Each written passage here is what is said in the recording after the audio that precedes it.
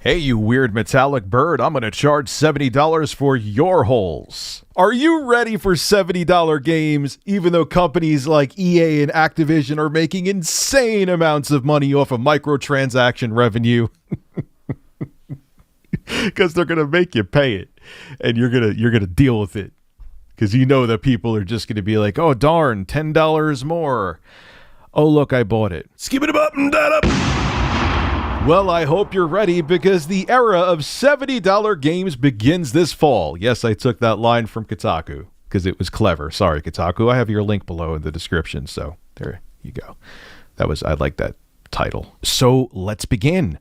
Fall of 2022. These games are all going to be $70. This is before any kind of DLC or microtransactions. $70 out of your pocket.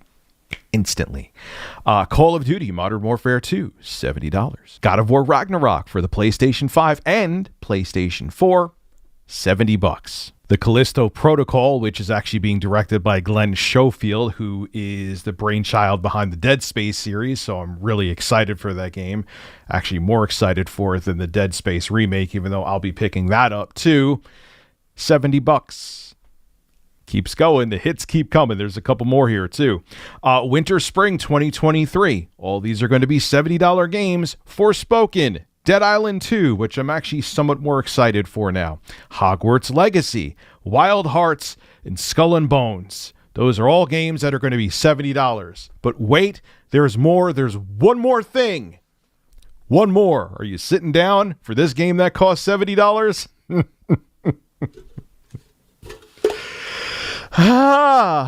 Skyrim Anniversary Edition. Another edition of a game that came out in 2011 for the Nintendo Switch. The digital edition, $70. $70 for the Switch. What's the extra production going in there, Todd Howard? Please tell me with your sweet little lies. Why does it cost $70? Here it is. As a matter of fact, Spawnwave Media. Great beard, great pecs, great abs, one hell of a man. Look at what he tweeted. Who would have thought Skyrim would be the game to show up with the $70 price point on Switch? And here it is. They have the digital, $59, regular Skyrim, physical, Elder Scrolls V Skyrim, and the Elder Scrolls Skyrim Anniversary Edition. $70 game for the Switch. And I don't care what they added to it. It is Skyrim again for the Switch. Unless Todd Howard is going to come here in a Speedo and jock around my office singing to me, it's not worth that price. And that alone proves that these price increases aren't because it's more development time. It's because they can, and they're using the 9th generation of consoles as an excuse to increase the prices. You want to know how much money? Here's two examples, EA and Activision. You want to know how much money they are making off of microtransactions? This comes from Statista.com for EA.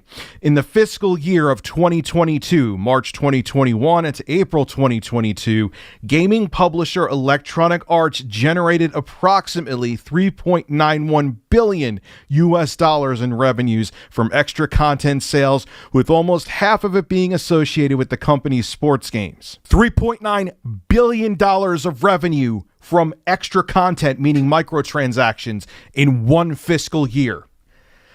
Man, it sure seems like EA's struggling. And you want to know how much Activision made in 2021 for microtransactions and DLC? $6.49 billion. So the entire industry needs to spare me the lie that, oh, it's more development time and we're not making the same profit because the games just take so long to develop. Really? Skyrim for the Switch? Did you redevelop the game from the ground up? Again and again and again. That's why it's $70. No, they're doing it because they can, and the 9th generation consoles were an excuse, and these companies are making killings off of microtransactions and just want to charge you more simply out of greed, and that's a fact. This is Rich of Review Tech USA signing out. Have a good one.